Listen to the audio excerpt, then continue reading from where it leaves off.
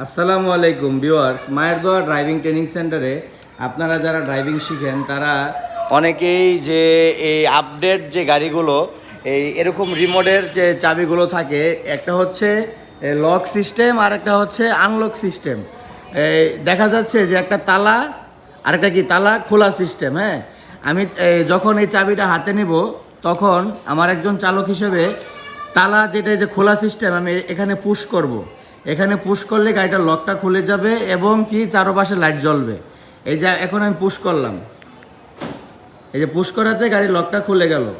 তো লকটা খুলে যাওয়ার পরে আমার একজন চালক হিসাবে করণীয় হচ্ছে আজকে ভিডিওতে দেখাবো যে গাড়ি গ্যাস থেকে কিভাবে তেলে কনভার্ট করা হয় এবং এই গ্যাস থেকে তেলে এবং তেল থেকে গ্যাসে। তো আমি গাড়িতে প্রথম উঠবো, এই যে দরজার যে বাইরে হ্যান্ডেলটা থাকে তখন আমি এটা কী করলাম, এই টান দিলাম। টান দিলে কি খুব ভালোভাবে কি দরজাটা খুলে গেল। আবার যদি আমি যে আস্তে করে ধাক্কা দিই লকটা কি দরজাটা লেগে যাবে। হ্যাঁ, আমি খুললাম, খোলার পরে এখানে একটি যে হ্যান্ডেল আছে যে ধরার ওঠার মতো, এটা কিন্তু একটি বড় হাইস গাড়ি। তো আমরা অনেকে মনে করি যে আমরা এরকম নর্মাল গাড়ি দিয়ে ড্রাইভিং শেখার পরে আমরা এরকম বড় গাড়ি চালাতে পারবো না। এটা আমাদের ধারণাটা সম্পূর্ণভাবে ভুল।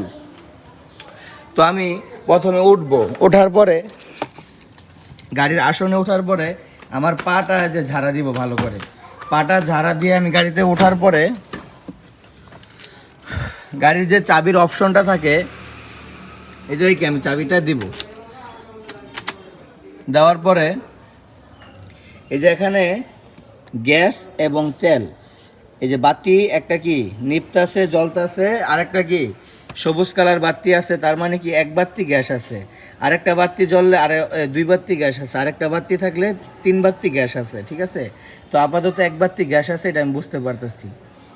আমি রিস্টার্ট করলাম গাড়িটা।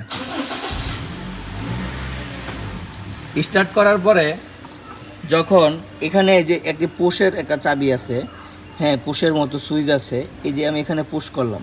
পুশ করলে লাল বাতি জ্বললে তখন কি গাড়িটা তেলে চলবে। তার মানে কি এখন গাড়িটা তেলে চলতেছে।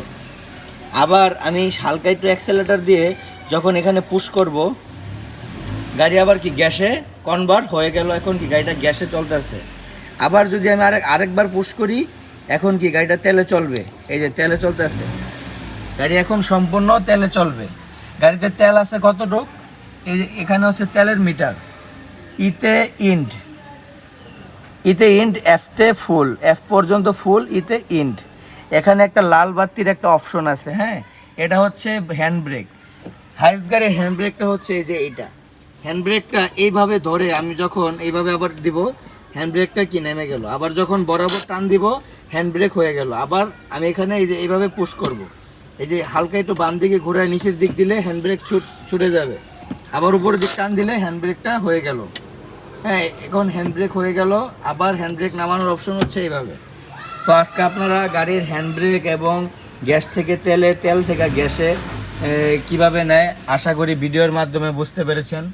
তো সবাই আবার কি কি চান, আপনারা কীরকম ভিডিও চান অবশ্যই জানাবেন। আমি ভিডিওর মাধ্যমে আপনাদেরকে দেখিয়ে দিব ইনশাল্লাহ, আশা করি। তো সবাই সুস্থ থাকবেন, ভালো থাকবেন। আসসালামু আলাইকুম, আল্লাহ হাফেজ।